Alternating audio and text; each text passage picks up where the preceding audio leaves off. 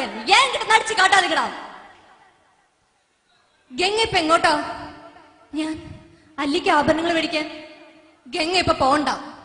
അതെന്താ ഞാനിപ്പോ പോയാല് വിടമാട്ടെ. ഇങ്ങനെ നീ എന്നെ എങ്ക വിടമാട്ടെ. ഇന്തൊക്കെ ദുർഗാഷ്ടമി ഒന്നെ കൊന്ന് ഓൻ രക്തത്തെ കുടിച്ച് ഓങ്കാലം വിളയാടുക. ഈ സംഭാഷണ ശകലം രണ്ട് വ്യത്യസ്ത ദിശകളിലൂടെ. മലപ്പുറം ശൈലി. ഗംഗ നീ ഇപ്പൊ എങ്ങോട്ട് പോണ്? നമ്മളാ അല്ലിക്ക് ആഭരണം മേടിക്കാൻ വേണ്ടി പോണ് പോലും. ഇത് എന്ത് പണ്ടാരാണ്? ഇന്നോടല്ലേ പോണ്ട്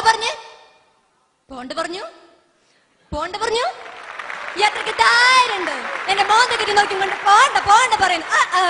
നാളെ കഴിഞ്ഞ് നെന്മാറ ചന്ത നിങ്ങളെ ബലിച്ചു പറി കൊട്ടലിട്ട് 4 പെട്ടില്ല നമ്മുടെ ഗംഗയല്ലേ പോലും.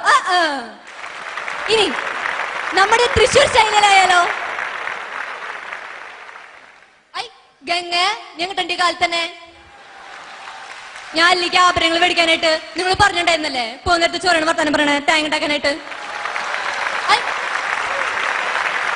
നിന്നോടല്ലേ ചെവി പോണ്ടെന്ന് പറഞ്ഞേ? മച്ചു കൊള്ളാലേ ഗടിയെ വിടില്ലേ? നിങ്ങൾ എന്നോട് സ്ഥലത്തേക്ക് വിടില്ലേ? ഒട്ടിട്ട് ഗടിയെ നാളെ കഴിഞ്ഞ് മറ്റന്നാ തൃശ്ശൂർ അമ്മിട്ട പൊട്ടിക്കുന്ന പോലെ മോന്തക്കിട്ട പൊട്ടിക്ക് ഞാൻ മര്യാദക്ക് വിട്ടു തന്നെ.